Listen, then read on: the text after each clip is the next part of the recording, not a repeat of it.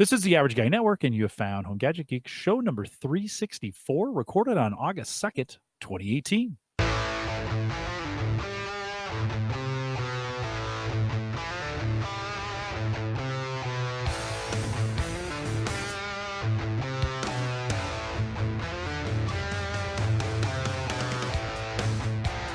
Here on Home Gadget Geeks, we cover all the favorite tech gadgets that find their way into your home. News, reviews, product updates, and conversation, all for the average tech guy.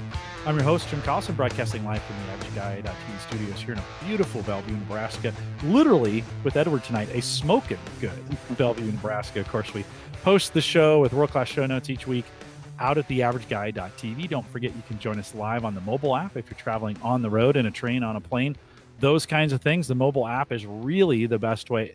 Edward, I'm super jealous that I am not smoking that cigar right now.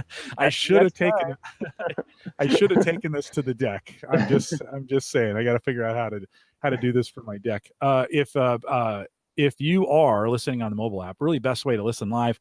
You can get access to it. They're both free, Android and iPhone, both free. HomeGadgetGeeks.com, and the best way to listen when you're on the road. Don't forget, if you're an Apple Podcasts and you're using it that way, rate, review, subscribe. We haven't had anybody do that in a while. It'd be nice to get some of those ratings out there, so maybe some new ones. So if you head out there to do that, Google has some way to do it as well, except they're monkeying with their apps. So we'll get that figured out. But we appreciate any feedback that you give us.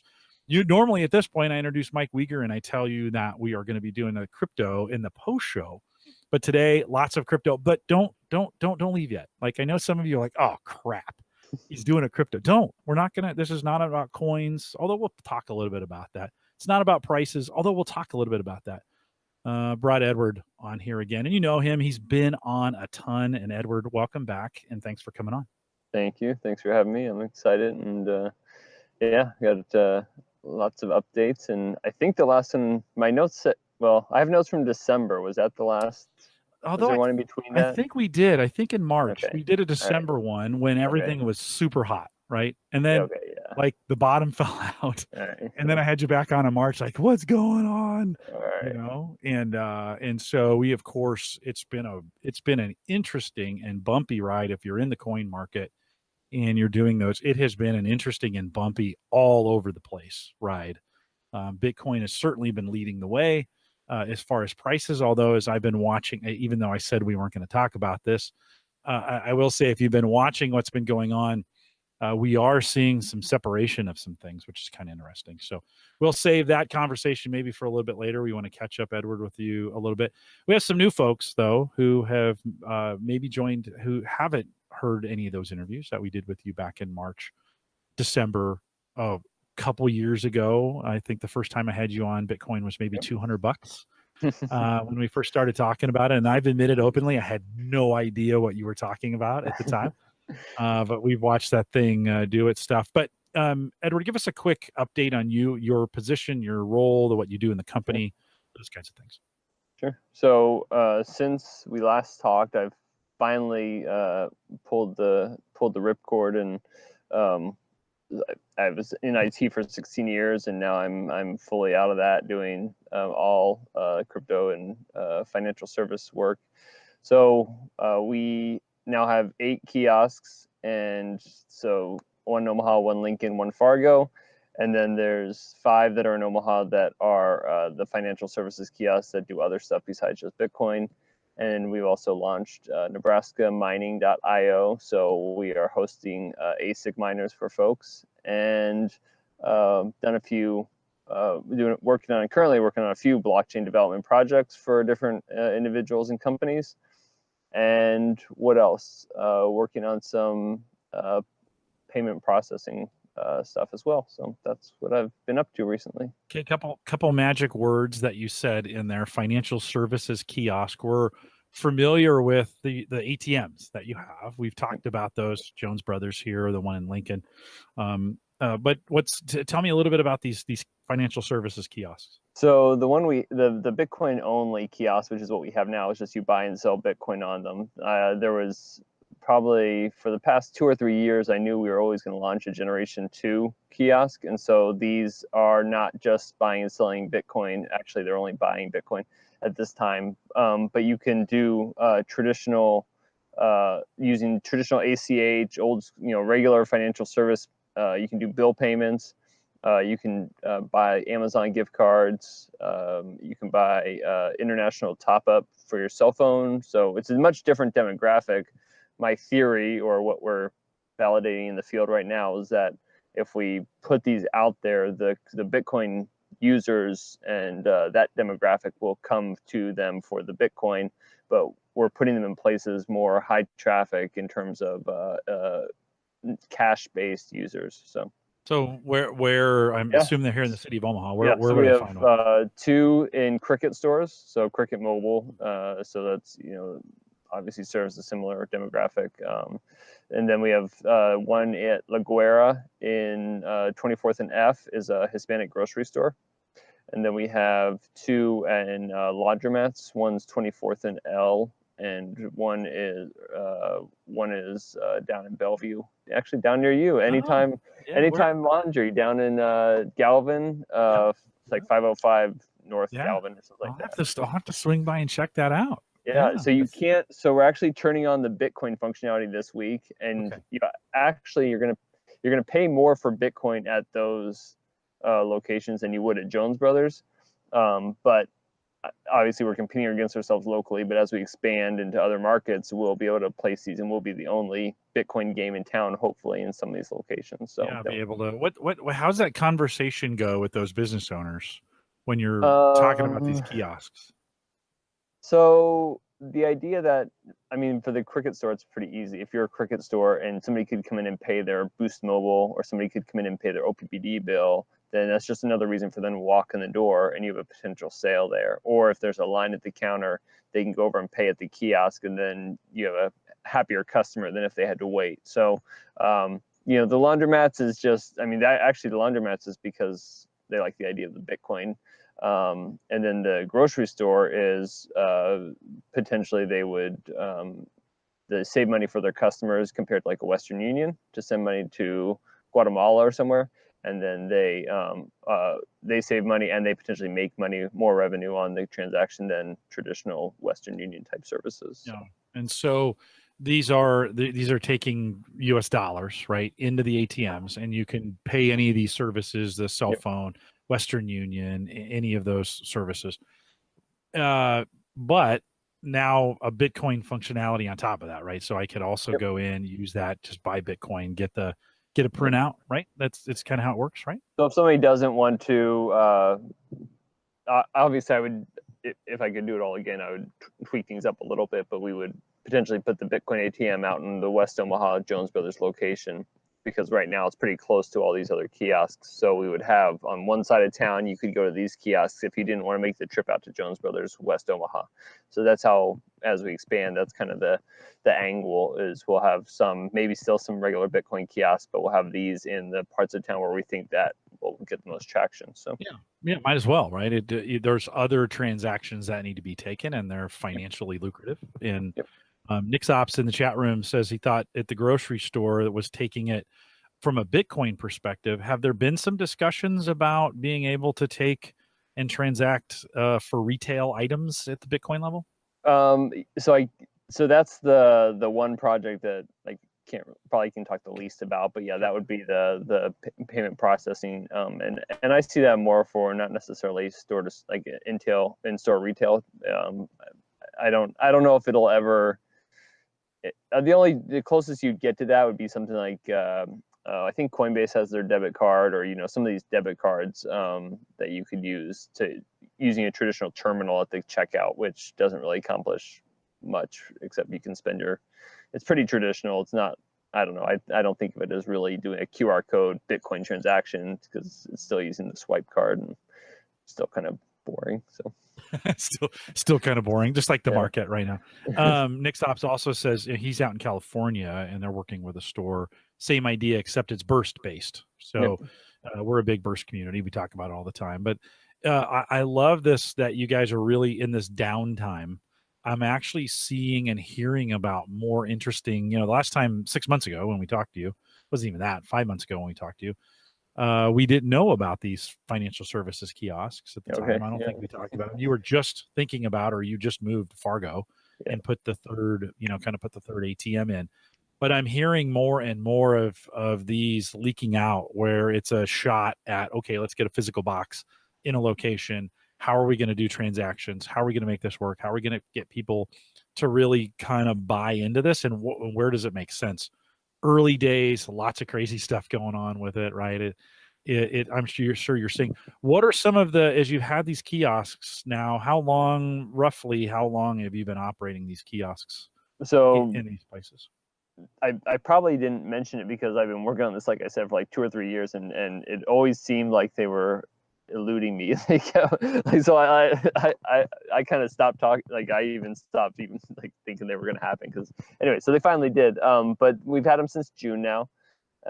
We do roughly, using on the traditional bill pay, and typically at the Cricket stores we do about 20 to 30 transactions a day. And now we're seeing people pay other bills besides just Cricket. And other than that, we don't even have,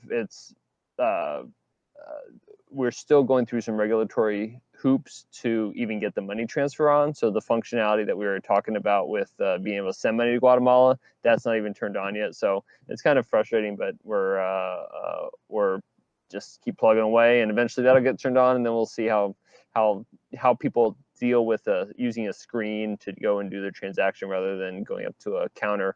And so the cool thing is, if you with all this stuff, you can actually queue up the transaction. Again, I don't know if this is going to be our users, if we can train our users to do this, but you can actually queue up the transaction on your phone, and then all you do is go to the store and you just put the cash in, because the transaction's all queued up. So, yeah. When you think about transferring funds down to Guatemala, Nicaragua, Colombia, whatever, right? When we think about South America, I'm assuming today, is that, well, you said that wasn't turned on. Is that going to be a Bitcoin play, or is that that's a Western Union kind of traditional? Are you hoping that could be at some point lead to more where they're just in, like, hey, you're doing this to Western Union and paying this. You could be doing it in Bitcoin and not be paying those transaction fees, right? Can you do that, or is that, Yeah, the problem is really you rocking the boat. You don't want to, then you've got to train their grandmom in Mexico City how to create a Bitcoin wallet, right? Whereas right now she can go to the local Walmart and get the money there by just going up to the counter. And so we don't have any control over the other end of the transaction. So I'm not going to even try to get them to have their grandma install a wallet. So sure. And so, yeah, I think the Bitcoin is going to run. I mean, the main reason for the other financial services is to get the Hy-Vees and those folks to have a Bitcoin kiosk in their shop without really having a Bitcoin kiosk in their shop. So no, right on. I mean, it's a gateway in, right? If you can provide those financial services for those individuals in a way that makes sense. And I love the app of, I can queue this up and just pop in and feed it in. For a lot of folks, maybe a lot of our listeners, we aren't kiosk users, but there's a huge financial industry around people in a cash only or a heavily cash basis. Yep. All those neighborhoods that you talked about here in Omaha are lower income neighborhoods where it's cash is king, right? And you're providing that service to be able for them to get that money on ramped and either sent somewhere or used in some way or pay those bills in some way. Those also customers aren't as comfortable just paying all that stuff online. They would actually rather come in and use a kiosk. Go ahead. You were going to. We've had people tell us that, I used to drive all the way downtown from North Omaha to pay my OPVD bill at the OPVD office. And so now they can just pay right there and save all that gas and time. And that was the primary reason for doing this, is to get them some time and potentially save them some money. So it sounds like you're getting some pretty good foot traffic on those kiosks. On those, do you have some numbers set of where you'd like them to be, and are you tracking it in a way to say it continues to grow? Do you have a feel for that? So the goal is to have 100 transactions a day across the five kiosks, and so we're hitting that in some locations and not hitting that in the other ones, and so it's just a matter of finding the the locations that are going to work. But I mean, as far as, I mean, we're on track for that, but we need to find maybe some different, better locations. So. Yeah, you have. Well, you probably can't talk about that. I'll stop. I'll stop going down that path. Let's talk a little bit about. Let's shift gears a little bit. You guys are in the blockchain business. Mm-hmm. Bitcoin happens to be an outcome of that. Talk to me a little bit. I ask you this question every time we do this, but I'm more interested in what are the interesting things that are going on with the blockchain, as opposed to, because if the blockchain thing doesn't work, doesn't matter what we do with these coins. Doesn't matter how many we mine. Doesn't matter how many we have. If we don't find viable, valuable uses for them on things that really matter, the whole thing kind of falls in on itself. Or we just keep trading coins with each other at 0.001 cent per coin. What are you currently seeing on the blockchain, and what's interesting? I think we are seeing a lot more. It is becoming a part of conversations that you don't have to explain. That's kind of where I see us at right now, is that people are accepting it as a part of life, and that, for instance, you could talk about maybe just the logistics industry of, the idea that you could finalize the transaction from the time of drop off. I think we talked about this a little previously, of like, I think those things are actually coming.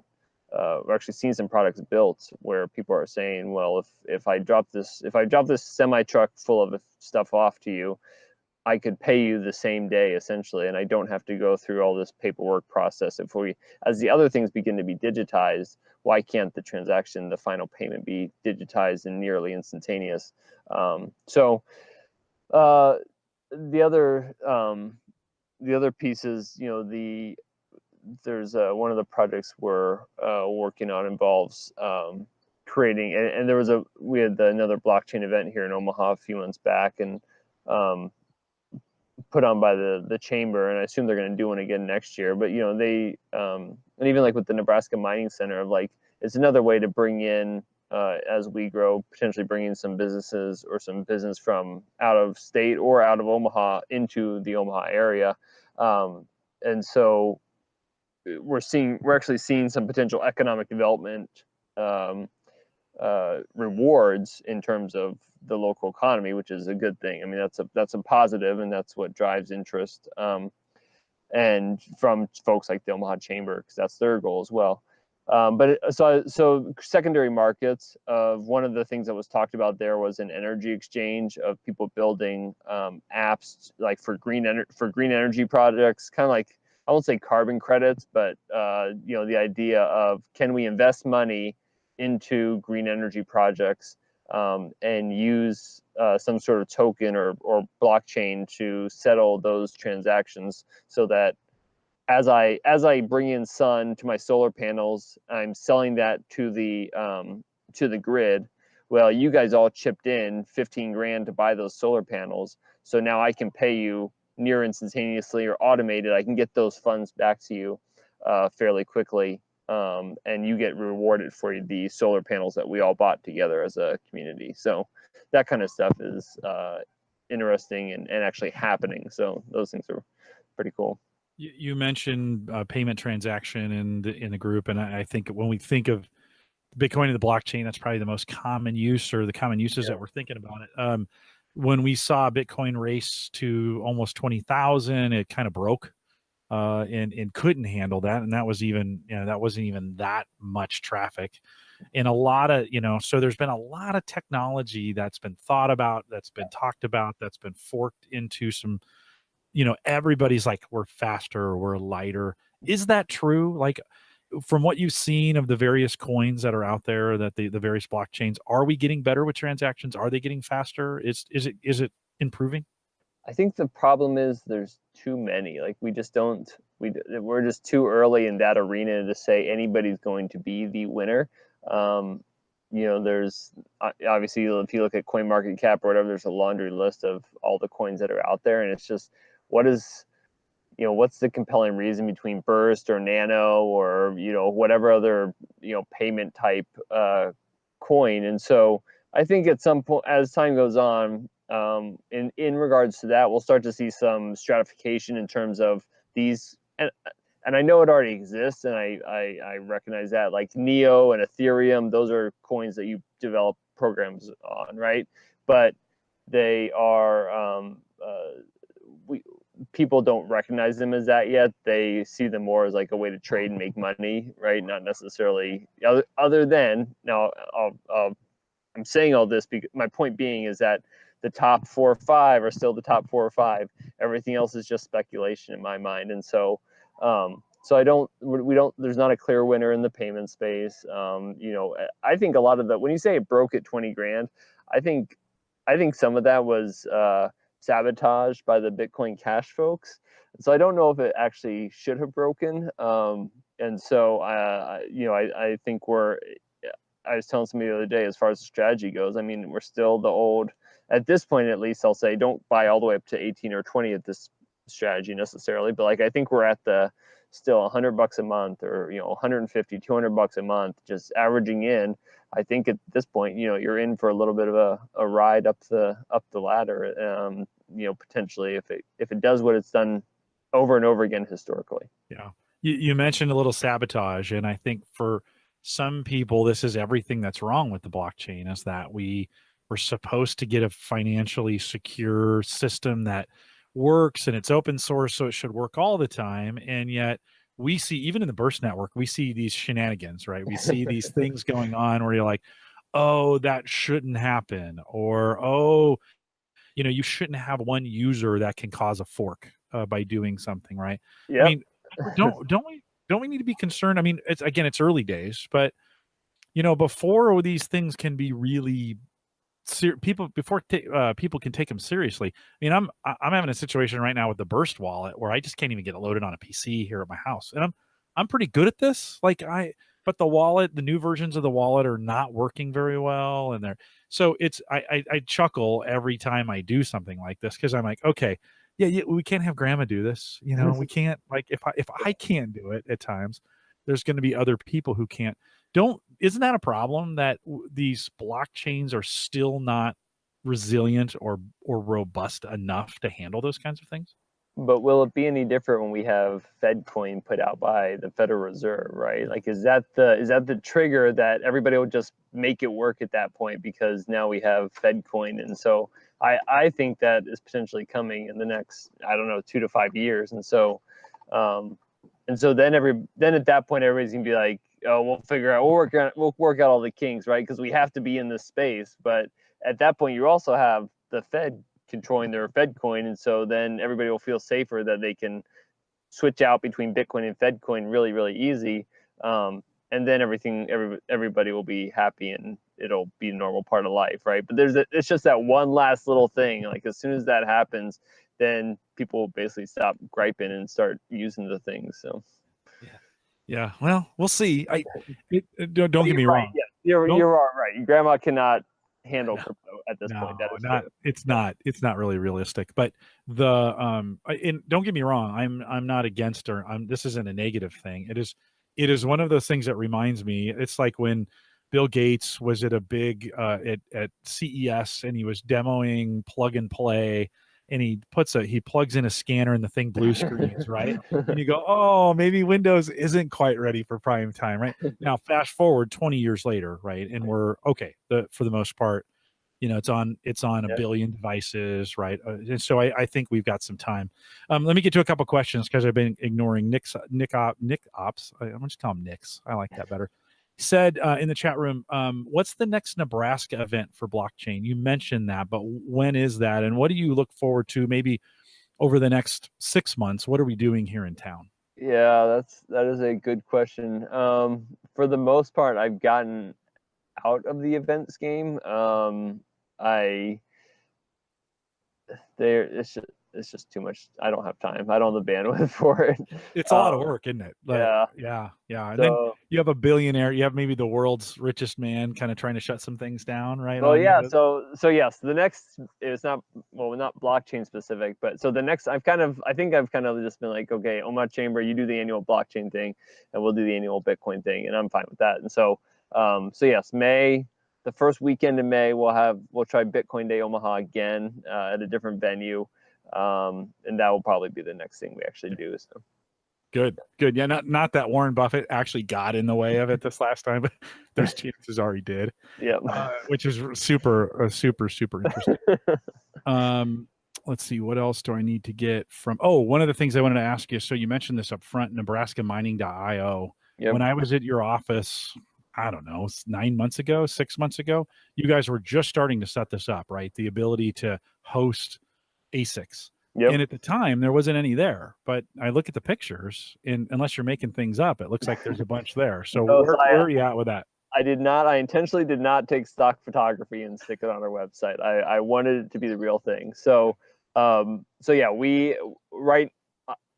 however, all those miners are not ours. They are in our facility. We currently are hosting for about we've got about 5 customers. We've got about 94 miners at this time. And so yeah, we're onboarding people at a fairly steady pace. That was launched in June actually as well. So it's been a rough couple of months, but the only stipulation is we have a minimum of 5 miners. You can send us yours, or we can buy them for you, and you don't have to touch them. We take care of them for you. You'll have VPN access to administer your own devices, and the price is $125, but it's tied to the Bitcoin price. So as Bitcoin goes up, the price fluctuates a little bit month to month, but then we have a solid cap on that, so you're not continually writing up the price. So the advantage is you're getting business electricity rates as opposed to residential rates, right? That's the advantage. So right now we're working on a few things, not necessarily just in Nebraska, that we would potentially get even cheaper rates. So for us right now, our we can increase our net revenue by if we can get cheaper electricity, and so we're pursuing some renewable sources and some off market sources where we can get some cheaper electricity. So yeah. How are you guys viewed in the building there? I know it's. That's not where it's at. Oh, okay, all right. No, it's not there. No, it's not there. No, it's a industrial type site. So, okay. Undisclosed location. Yep. We'll just put it that way. So you're seeing at this point, you're still seeing folks buying ASICs and getting actively involved, and it's still worth it to try and mine whatever you're mining at this point? So I have the calculations. I have the break even calculated at around somewhere, we'll say 7,000, somewhere between 6 and 7. So at your electricity rate, right? The price that my customers pay. Okay. Like as long as the price is around $7,000, they'll make money at the end of the month. Not very much, but I mean they make some money. And so on an ASIC, getting power at your price. Yes, right? Exactly. Yeah. And typically, what's a kilowatt? Well, our flat. So we don't charge for electricity. Our flat rate is $125. Okay. So you provide an ASIC, and we bill you at $125 a month, basically. $125. Yeah. Okay. Per ASIC. Per ASIC. Yep. Per ASIC. Okay. Yep. And so a lot of what we're seeing, or we anticipate coming in currently until prices get back up to $10,000 or something like that, would be people that have ASICs that are, for whatever reason, can't house them or don't want to house them anymore. They're tired of the noise, tired of the heat, right? So that's we don't necessarily see folks buying for this purpose at this point. Hopefully they will, but so yeah, I mean the part of the issue, or part of the idea, is just like you're hedging Bitcoin, is that you're buying the ASICs now because the price of the ASICs is going to go up as the price of crypto goes, or price of Bitcoin and Bitcoin Cash goes up. Is that when the price gets to $10,000, the Bitcoin price, the ASICs are going to be whatever 1.5 times the price that they currently are now. And so buying ASICs now is a way of getting into mining cheaper than if you do in 6 months or a year when the prices goes back up. So I don't know if people realize that necessarily, that the price fluctuates with the price of Bitcoin, but obviously when you're sending the folks overseas crypto for their equipment, then you're paying the market rate essentially for that crypto equipment. So yeah. What's a typical today an ASIC, if I was going to mine get into this and I wanted to buy an ASIC, what's an ASIC running now? Between $800 and $1,000. Oh, it's not too bad. They were, But if we have we have 5 minimum, so you're going to be out about $5,000 to get into it. So right. But what kind of returns are you seeing? Let's just say the market's in that 7 to 8 to 9,000. We haven't seen 9 in a while. It's been fluctuating between 7.5 and 8.5. What's the typical monthly on a $5,000 ASIC investment? What are we seeing monthly generally? You're only going to make, I think this is what you're asking. You're only going to make a couple bucks a day on the ASIC. Okay. And so, but again, the idea is that when the price goes up, the equipment price goes up, and then it's going to be quote unquote too late to get into mining. The economics for the mining hardware will never really change. You're always only going to make, if you buy the ASIC today and start mining today, you're only going to make a couple bucks, right? But if you buy the equipment back in the day when it was cheaper, or excuse me, you're only going to pay it off at a certain rate. But if you buy it when it's cheaper, then you can pay it off quicker when the price goes up. So Cyber Skulls in the chat room is saying, and I'll just paraphrase it. Yeah, but we have new ASICs coming all the time, right? That are making the old ones obsolete. So, so I really, So I want to get I think it's GMO has their 7 nanometer. I was just reading up on those today, actually, and so that would be, but yeah, those are $2,000. So those are not the $800 S9s. And I don't know what Bitmain's going to come out with in terms of when they're going to have an S9. Sorry, who asked that? S9 and ASIC.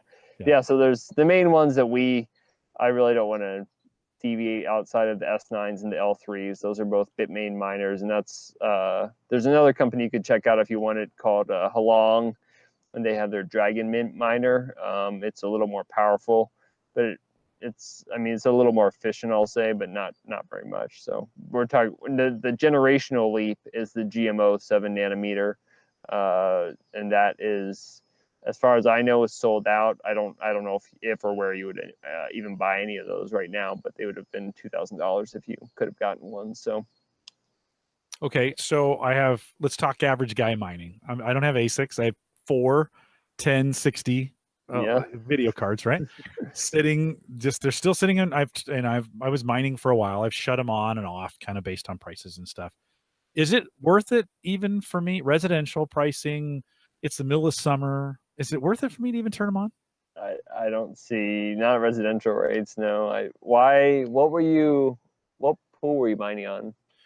We're using NiceHash right now. It's just because it's the easiest. It is, and it pays in Bitcoin. And I've seen some payoffs. I mean, in its heyday, those 4 cards would generate $10 a day at the best pricing, like back in November, December, January, right? Yeah. I turn them on today, $3, right? That's the 4 all gross. 4, right? Gross per day. Okay. No, not taking into account power.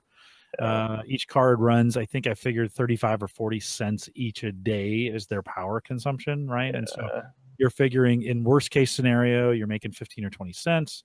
Best case scenario, I might be making, if things go crazy, I can make $1 each card, right? But I need to,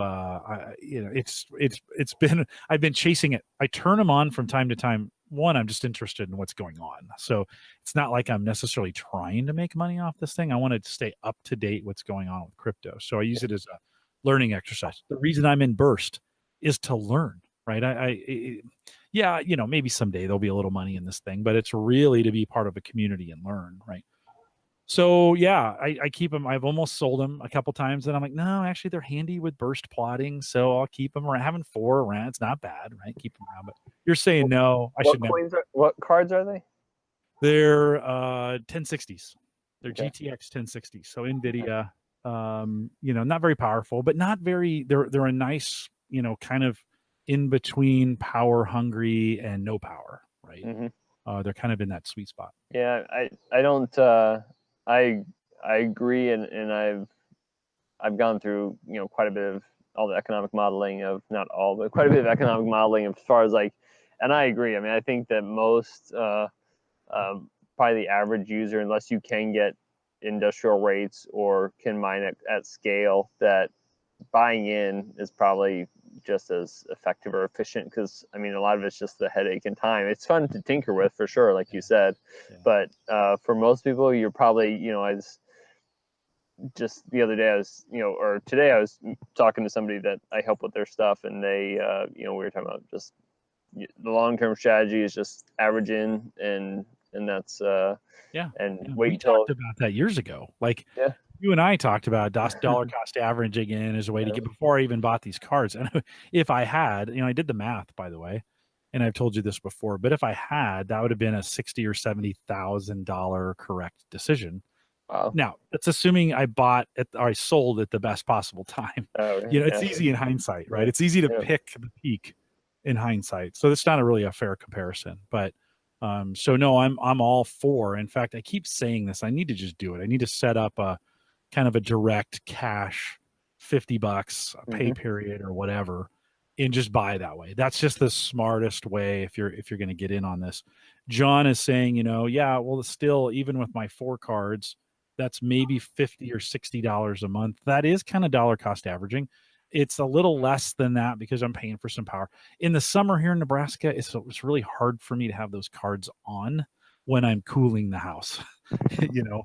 So I need to really move them to the garage, put them in a separate box and move them to the garage or something like that. But and I mean, but part of the issue is that you have I mean, maybe it's not much, but you've got, well, yeah, I mean, I guess it's like how valuable is your time? How much do you want to think with these things? And then what happens when something breaks versus if you just buy some Bitcoin, you don't have to worry about if something breaks, right? And so, yeah, no, right on. Hey, banks, like we've always been talking, you and I, from the very beginning, have been talking about, you know, the disruption of the banking industry and transaction fees and some of those kinds of things. Where do we stand today when we think about how are banks starting? How are the big ones? Has it changed at all in the last 6 months? Has there been any movement of their thinking about this? Have they decided maybe to try and get in on this as well, or what's going on in that space? I think it's interesting. You're seeing a lot of negative news from the banks recently, a lot of negative opinions from, you know, the heads of the bank or the big, you know, kind of just like Jamie Dimon or whoever, you know, that kind of mentality. I don't think it necessarily matters, but the problem is that it just, you know, gives people a bad taste in their mouth, and then they potentially sell. It's more of a, you know, I don't care about their opinion. I do care that it moves the market artificially, which is just silliness because they really have no clue what they're talking about. And so I think you see but there's a couple, you know, you have the conspiratorial theory of like, is that, you know, the folks that are shorting it, is this a way for them, you know, Jamie Dimon's organization to buy even cheaper Bitcoin or clear out some of their short positions because the price will go back down to where they need it to. So, or are they just trying to make sure people stay away from it because it's really competition and they're scared of it, which is probably true as well. And so it's frustrating hearing them because they don't have any skin in the game, right? So why even mess with us? Like, just leave us alone. But anyway, so banks are still not crypto friendly, you know, for 90% of the market, or 90% of the banks out there are not crypto friendly. And I think that it's good for Bitcoin ATMs, I guess, people that don't want to have their bank account shut down because they have a Coinbase transaction on there, right? And their bank just decides one day we're not going to mess with it. And I don't, long term, it makes the commodity more valuable, I think, if it's harder to acquire, meaning the Bitcoin, it potentially is a positive on the price from that perspective, but it's also a negative because less people can get into it. And so, yeah, it's, I think, again, until we see a Fed coin or something like that, I think we just need to learn to live with that. And that's, you know, but it seems like the past couple months, it seems they've been more vocal, or I've seen more news about that. And I don't know why, unless they're just trying to kick us when we're down or something, you know, like Well, Nick's in the chat room is saying banks are buying bulk on the off-chain transactions, and he knows for sure that Merrill Lynch bought over $200 million worth. You know, back to my earlier comment about gaming the system, like, if you're not gaming the system, you're the one being gamed, right? I kind of feel that way sometimes. I'm like, man, if I'm not the one cheating, then I am being cheated. And what do we say? I mean, it would make perfect sense in the financial world to say, hey, there's a new thing coming. Let's ensure that we control this thing. We're gonna buy, but out of one side of our mouth and bad mouth it on the other to get Yeah. the absolute lowest price. Is that a acceptable conspiracy theory? I mean, I think that's what I was referring to with the short positions and whatnot. Like, I think they're trying to make money on all sides, and I guess that is, if nothing else, we can take solace in the fact that that's positive for us. If even if they're not saying it out loud, that gives us a buying opportunity as well. I guess is the point, is that if we're bullish on it, if we want to be in it for the long term, then we're on the side of the guys that know how to game the system. That's good. So, but we'll play by the rules and do it the right way. Yeah, So, it's Wild West, man. It's yeah. just so crazy. It is just it's a Wild West out there. Even in some of the Discord groups that I've been a part of, there's some interesting conversations that go on between groups, and because it's decentralized, it's going to be ripe for these kinds of issues. I'm not saying they're bad. I'm just saying they're going to be there. And trust, you taught me this, like trust is an important part of what we're doing here. If people can't trust this, it won't happen. It won't transact. It won't be available. And so we've got some work to do. I think I tend to think, sorry, I stuttered there, but I tend to think it's going to be a combination of open and regulated that's going to make it work. I just think for the average Joe, the average guy in America thinking about this, there has to be something more than just a bunch of guys running nodes and mining that are going to make this thing work, right? I think there has to be more to it. Now, I totally just pissed off everybody in that community. Hey, wait a minute, I'm doing this, but I know people. I was in the banking industry for 13 years. I understand the way people work, and I think it's just going to take a little bit of both in some way. I don't know. Respond to that, Edward. What do you think? I think you need to. I think there needs to be some chicken in the egg, though. If you're not the one buying it, or if you're not participating in the market, then who is going to, with the understanding or knowledge that the functionality or the solutions that we build based on that, even if it's a platform built on Ethereum, or even if it's a new oh, can't remember what coin they were using, but a new credit scoring system in a country that, or mobile payments in a country that doesn't have, that's tied to a really crappy currency exchange rate. Those things are coming, and if nothing else, I think you can be a average guy and go the averaging in route, dollar cost averaging route, and that can be just a boring part of your portfolio for now, with the idea that in the end, decentralization and these individualistic type systems ultimately are going to come out ahead, and the banks are going to be playing catch up. So yeah, certainly. Nix had also said, it's the banks, not like they haven't had their share of manipulating the market. yeah. And right, I mean, 2008, 2009, a mess all created by our friends in the banking industry of really taking advantage of a system. And right or wrong, they are pretty good at this. And there is a lot of money. If I say I was going to dollar cost average in at this point, and way back in the day, we had Coinbase and we were doing it that way. Is that like, what's my best if I wanted to put 50 in and buy some Bitcoin? And I'm assuming Bitcoin is still the right way to go. John Biggs in our Facebook group had asked me, hey, Litecoin, which used to be number 3 from a market cap standpoint, sits at maybe at 6 or 7. It's gotten pummeled. Should I be looking at the top 6 and picking one of those? So give me some answers on that. How do I on-ramp this correctly? What's the right way to do it? The cheapest way, maybe, or the most effective way? Then what do I think about once I get there? So, and I'll turn this a little bit political, but one of my buddies, I'm not an anarchist by any means, but one of my buddies is, talking about how all the Wells Fargos and those guys, even just in the most recent incident where people were stealing, when Wells Fargo was opening, create new accounts, Fake accounts. Fake accounts, yeah, and there wasn't enough, not enough heads rolled, right, and not enough, especially at the executive level, and so they're all well protected, and if you get into like the idea that eventually some of these folks will lose their jobs, maybe for some stuff that's happened in the past, or that the whole drain the swamp mentality of will some of this corruption be shaken out, then there is a potential where we would have an opportunity to play on a little more level playing field with the banks.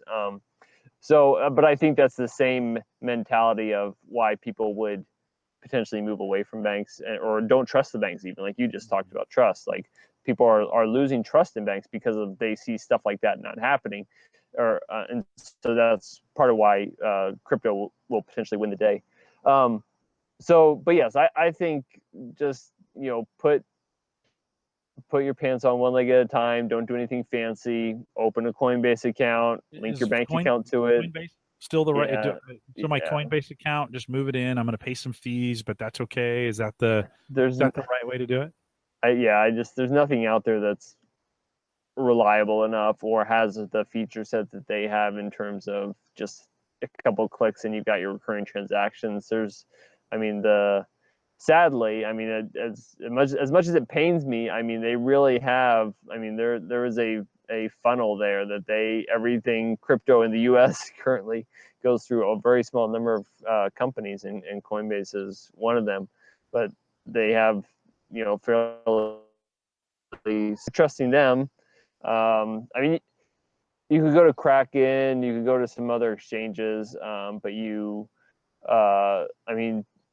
they don't have the interface or the simplicity that Coinbase has, and so if you are concerned, I guess what I would say is then just go in once a year, once every 6 months, and drain your account, put it into something where you can control it, either a Trezor or something where you have the keys, or even just another exchange, just to get it off of Coinbase's system, and then let another year go by, accumulate your $1,200 worth of Bitcoin, and then dump it somewhere else again, just to get it off their system in case something bad happens. It's actually not hard to distribute. Speaking of distributed, it's not hard to distribute that around and have little bits, and it's not terribly expensive to do it that way. Right.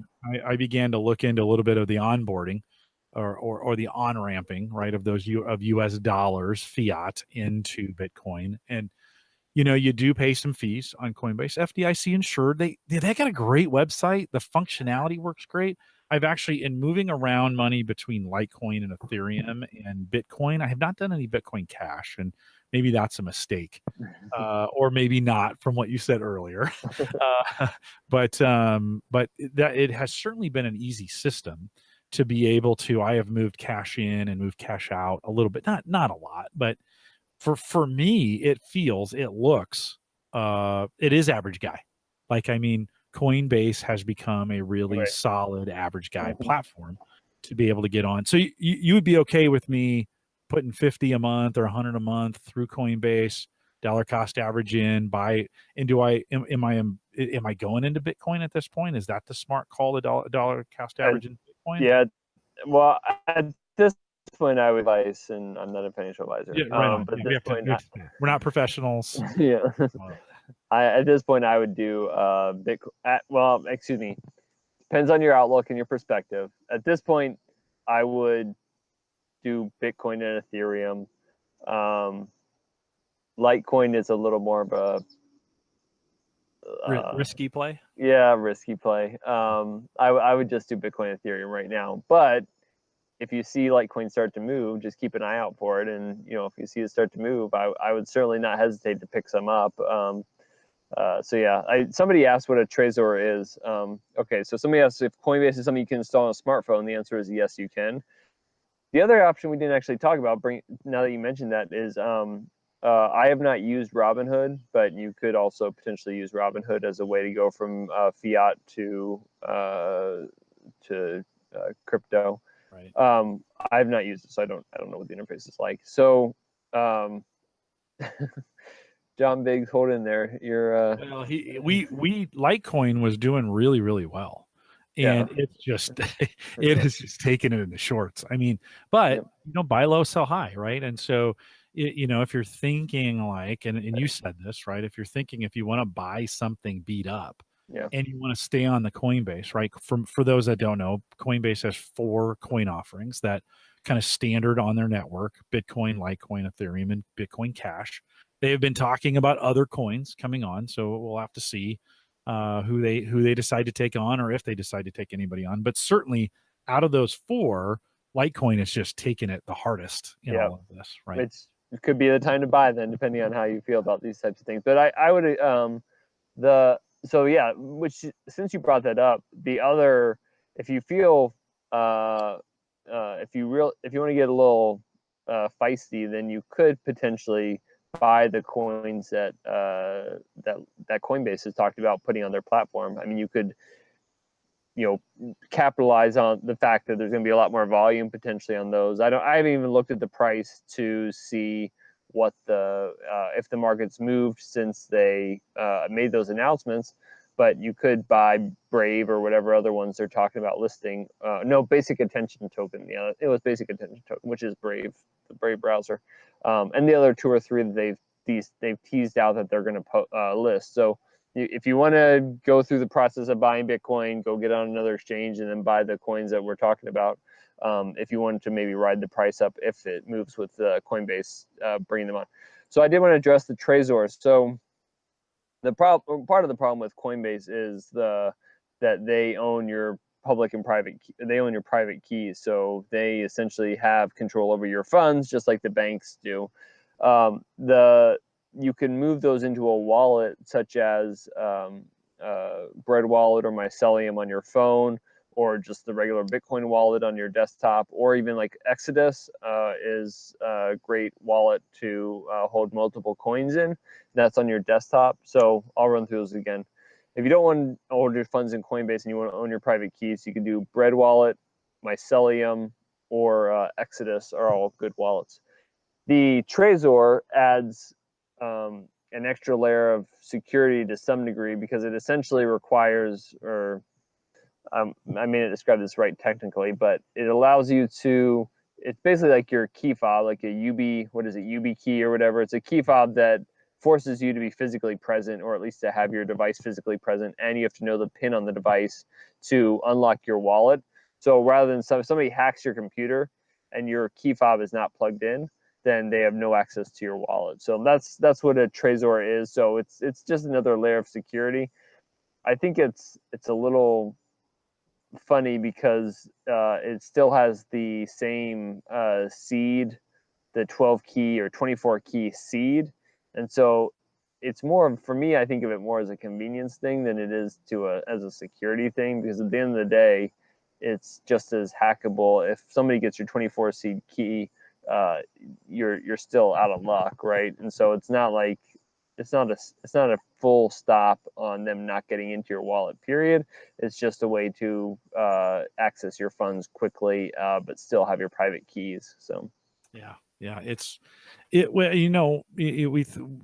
are security risks associated with this, and there is if you have money in your pocket, or if your like your credit card gets compromised. I mean, I guess it really depends on how much money we're talking here, right?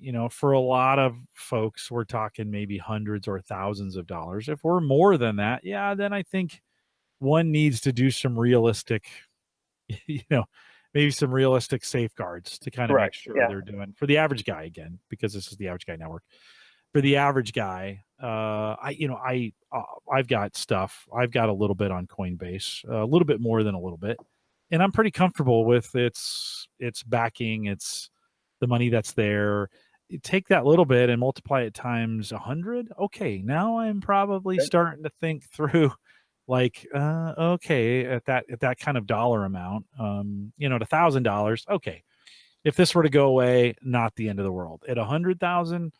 Okay, that's kind of a completely different story. So good, great comments. Sorry we can't read them all that are coming into the chat room. Distracted. Yeah, no, some great. It is, Lop had asked, why does this have to be so complicated?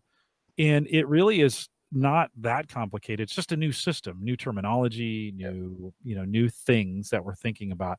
Really, if you think of Coinbase like the bank, and I know that kills crypto people when I say that, but it's really just depositing in different funds. Maybe an investment fund would be if you think of a Van Camp or Van Kampen, is that Vanguard? Anyways, Vanguard, there we go. Thank you. If we think of those, Vanguard, if we think of those kind of investment firms, right, you can take your money, put it in, and purchase these various funds. If you think of it in those terms, it's not terribly difficult. That you mentioned coinmarketcap.com. It's a site I kind of go to see how things are going. And I kind of look at maybe the top 25. Anything below that, it's kind of suspect, and really Coinbase does carry the top 4 at this point. I think maybe they're not exactly the top 4, but they're pretty darn close, aren't they? When we think of Bitcoin, Litecoin, Ethereum, and Bitcoin Cash, they're definitely in the top 10. All those 4, right? Yeah, there's actually, I don't know if I'm gonna. There's a site I came across the other day. It had the value of. Oh, I know where I can find it. Hold on one second. It has the values of the coins. They basically took out all the hype. It's got the here. Let me find it here. But it's basically because CoinMarketCap has obviously of whatever the market rate is, right? But nobody really knows what drives that market rate, and so somebody said, well, what if you took away all of the what if you took away all the hype, basically? What would the value of the coin be? So let me grab it real quick. Hold on. Let's see here. Sorry. No, while you're finding that, let me say, Emily had put in the chat room, she says she started investing in index funds using the Stash and Acorns apps. I didn't understand you guys and your Bitcoins, but now I'm obsessed with watching the markets. Good. Yeah. Yeah. You kind of, when you have a few dollars in there, all of a sudden you're like, ooh, maybe I should pay it. That's why I have what I have in the markets, is because it helps me pay attention to what's going on. Otherwise I wouldn't pay attention. Yep. All right, here we go. So coinfairvalue.com. So okay. Coinfairvalue.com is like the coin market cap, but supposedly without the hype. Without all in the hype, what you're talking about, the hype is the coin's value. You can correct me if I'm wrong. If all of them were owned, right? That's the market cap. No, what they did is they took some technical factors like Ethereum. Can it be easily built upon, or are the fees low to send the funds? Like, so they didn't look at it. They threw out the whole market value and just said each of these coins has these certain things, number of nodes or number of users or trading volume, and then they assigned values to each of those things. So they eliminated any of the what the actual thing is trading at today, and just said this is what it should be trading at because of these certain things that we think are important. So kind of analysis like we do in the regular markets, right? Yep. I mean, Apple. Exactly. Why is Apple worth what it's worth? Yep. There's a whole formula, right? That it's goes. Kind of like P over PE, ratio and stuff like that. Yeah. So on that right now, as we're talking, coinfairvalue.com, Bitcoin's number, let's just say it has USD in the euro on there, but let's just say Bitcoin, Ethereum, Bitcoin Cash, then Ripple, Stellar, EOS, and then it drops down. Litecoin, which we've been talking about, comes in at number 11 in that list. Some other ones, Cardano, Dash, which Tether, which is an interesting one all on its own because it's always $1. Or it always holds at $1. You'd mentioned Neo coming in at 17. Binance, which is interesting because Binance is an exchange, and so this is a coin based on the exchange value. Well, not necessarily, because you can actually when you're trading on Binance, you pay a certain rate for your trade. So you would pay 1% or 0.01% or whatever. If you use Binance Coin, they actually give you a discount. So it's a utility token to some degree where you have an incentive to buy it, because you can use it to get discounted trades, which I think is pretty cool. So yeah, out there. And let me say, we did. So with my college and high school interns this summer, I wanted them thinking about blockchain and blockchain technology, And the fun part about this is the buying and selling. And when I was in high school, we had market contests where you'd get $1,000, you could invest it in the stock market. We'd track it on a daily basis and there'd be a winner. So I thought, well, let's do that. So we found this really cool site called Crypto Spaniards. Why that? Why Crypto Spaniards? I don't know, but it is Crypto Spaniards is a market site all about simulations. So let's simulate some market you can buy and sell and trade. It's a game. It's right. You don't put any real money in it. It's just a game. And so I had all my interns buy $10,000 worth of, or they started with $10,000, and we all started on the same day, and then we began to buy and trade this. And each day we had a little Superman trophy that I had gotten at Burger King. I bought a Happy Meal, and it came with Superman. And so the Superman traveling trophy would go around to each of the students' desks, whoever was leading that day.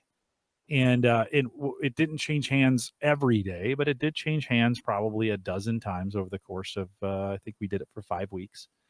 But it was really interesting. It didn't get, these students didn't get as excited about it as I thought they would, but they did towards the end begin to get really competitive about it. And it gave us some good conversation fodder to have around why the blockchain is what it is. Like, yes, these are assets that trade for a certain value amount. They go up and down kind of based on people's emotions and maybe a little bit of fundamental information, but it began to get them thinking about this. And it was a fun exercise. I had a good time doing it. And so we used, we used crypto and the blockchain and this currency to really kind of teach some lessons, some market conditions. I think this is going to be their future. And I'm hoping I'm giving them a little early education on this to say, we had a contest, or we had some an idea of how could Gallup, where I work, how could Gallup use the blockchain realistically. We didn't get anywhere. Why don't you call me up when you're doing these things? I should, Edward. I tell you what, next summer you we'll bring you in and you'll be my consultant on that one. I wanted to see if it was going to work, just to be honest. I wasn't quite sure where this would go. But it was an awesome opportunity to really work with these college and high school students to be able to just give them some education, right? I really feel like this is the future. We've got 50 years before this, as we ease into this thing. People, you say that, and then people look at you crazy. And when you look at the history of the United States and its monetary system, there were some times between 1800 and 80, where the monetary system was super, super distributed, not centralized at all, in a freaking Wild West. Like every city you can buy on eBay, you can buy City of Omaha notes, bank notes that could only be transacted here in the city, right?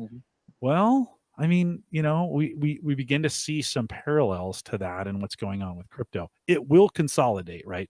We can't support, and you can correct me if I'm wrong, the market can't support the 2,000 coins that are out there today, realistically, can it? So if we go to a world where, so the other thing we haven't even touched on, which we did touch on last time though, so somebody can go back and watch that if they want, but there's two main factors. One is the Lightning Network, and two are atomic swaps, which I won't go into too deep, but the idea that you can trade from one to another coin without ever noticing it is pretty cool.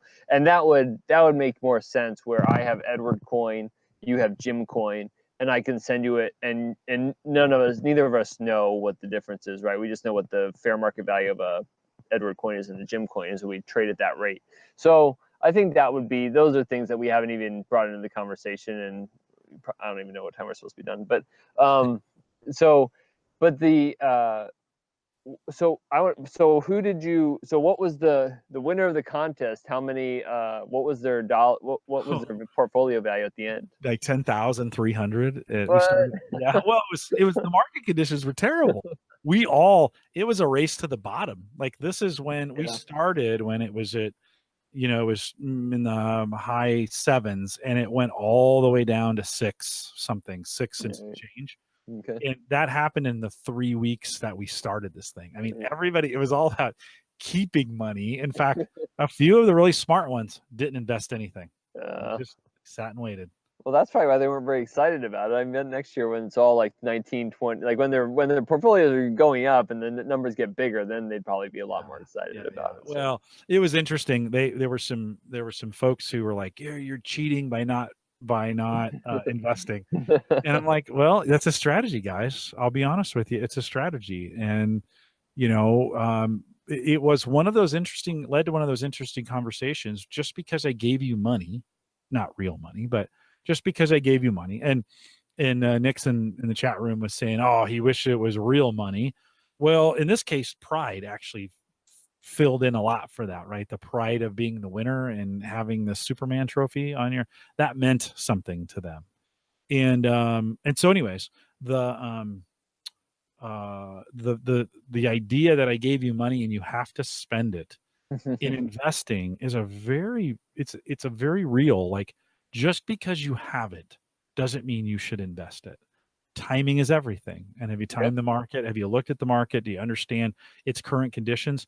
For those who looked at the market and knew it was on a continual slide, well, you invest in on that. Now, I thought I timed it and I bought some things that I thought were going to bounce pretty quick. I took the high risk. And I just got crushed. That market, I got wiped out. I think there were 20 of us, and I think I was 15th. Well, you've got within a limited window, you kind of have to play with what you've got, and that might. Yeah, it would be interesting now, and it's probably even worse on the Crypto Spaniard site, because I bought some stuff that has just gotten even continued pummeled. I was hoping for some other changes in the market. Let me see. Yeah, so I'm at 6,500 right now. Which Nick's office is saying we should do he wants to play with real money, but why don't we do the average guy Crypto Spaniard? Yeah, we could. Maybe that's something we'll start on. Just a little bit of personal pride, and everybody starts on the same day with a little bit, and so you can't form. Everybody has to open their. You can't form it groups. No, it's like fantasy football type thing. Not yet. At the time we started this, and maybe this is a chance for us to find a better simulator. I gave the kids that the actual high school or the college students that were leading the program had the challenge of the first 2 weeks of finding a platform that would work. And this was the best one we could find. One of my college students was like, that's okay. I'll write a little Python script that'll scrape everybody's accounts every day to get their points. And then I'll build a leaderboard out of that'll be dropped into an email. And every day at 10 o'clock, we got a leaderboard update via email. Cool. And it was cool. By doing that, he found some interesting email configurations for us that he was like, we should think about this. The way you got this configured. So it was, it was super cool. But it really gave him an opportunity to, I'll think about that. I tell you what, if you're listening and you've got a platform that you want to pitch for a group, I would love to put together a little crypto group here. I'm not necessarily interested in real money, but it could be for pride. Maybe we'll have a traveling trophy of some kind that will make its way around on a monthly basis or something like that. The loser, if you lose the trophy, you got to mail it to the next guy, something like that. I don't know, a little pride in that. And send me an email, jim@theaverageguy.tv. Love to kind of think about these. It'd be great to have a platform of the leaderboard. Edward, you jump in on that, wouldn't you? If we did something like that, I'd like to do it. Yeah. No, it'd be a ton of fun. Can you short on there? Ooh, I don't think so. If it's going down, I'd like to short some things. Yeah.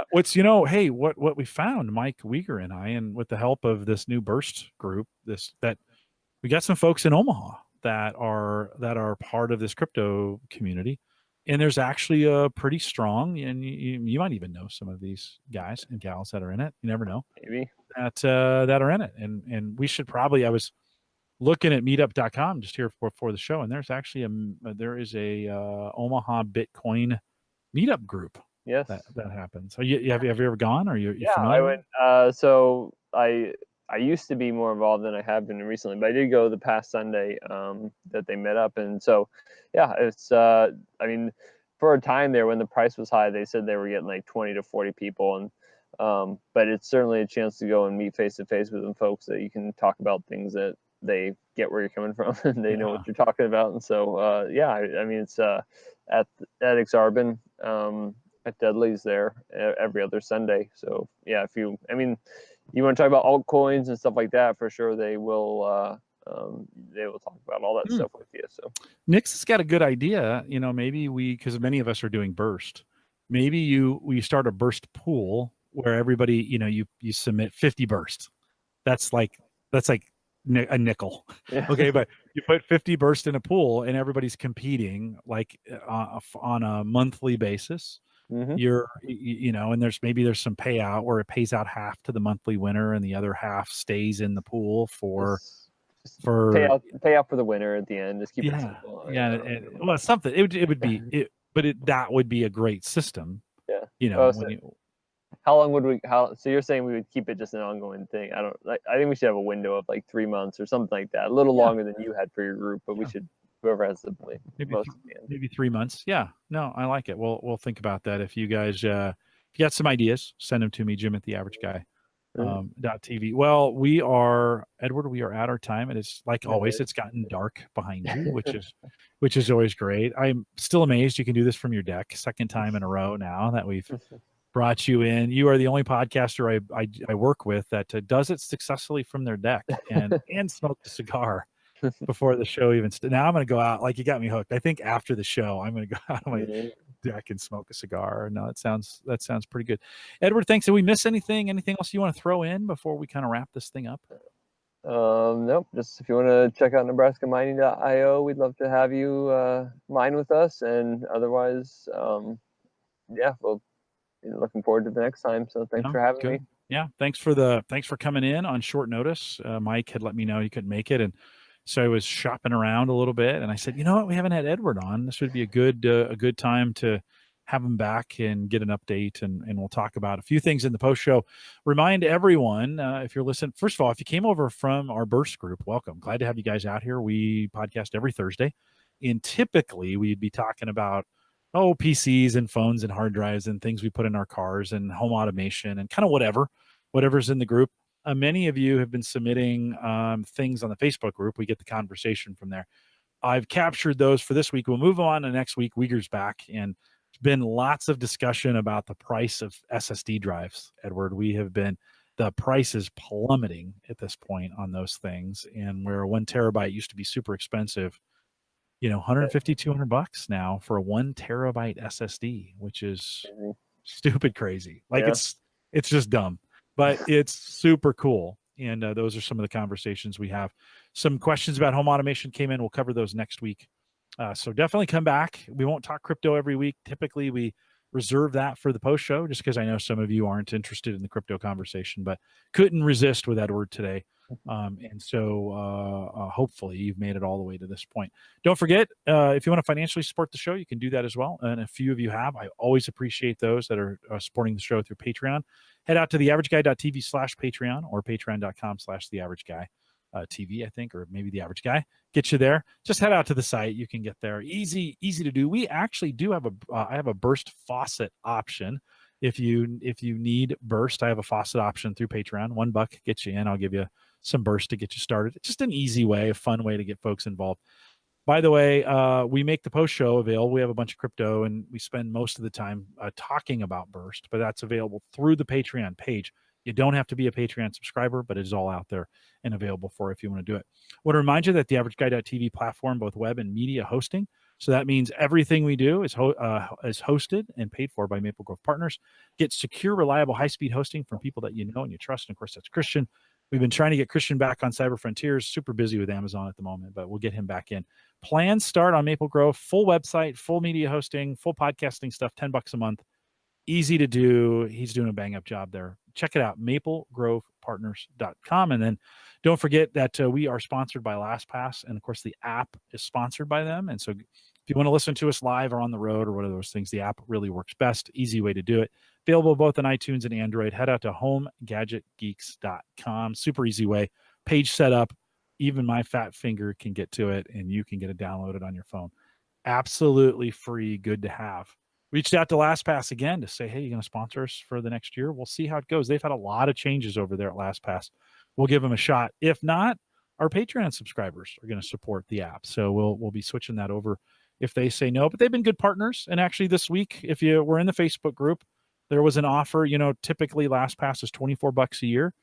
That gets you some options, including an option that to be able to set your account to give somebody else access to it if you pass away. Last week I talked about that. I had a family member pass away. And all your digital content, you got to protect that in some way, and you got to find a way to be able to pass that on. Right? People have to get into your accounts. And so for the premium, that function is available. It was on sale for $6. So you could buy multiple years. I bought 2 years worth for $6. So normally 24, we got it for $6. That's in the Facebook group. Join us on Facebook, facebook.com/groups/theaverageguy. Get you there, whether you like Facebook or not. Join us over there. If that's the only place that you go, join us over there. We're live every Thursday, 8 p.m. Central, 9 Eastern, out here at theaverageguy.tv.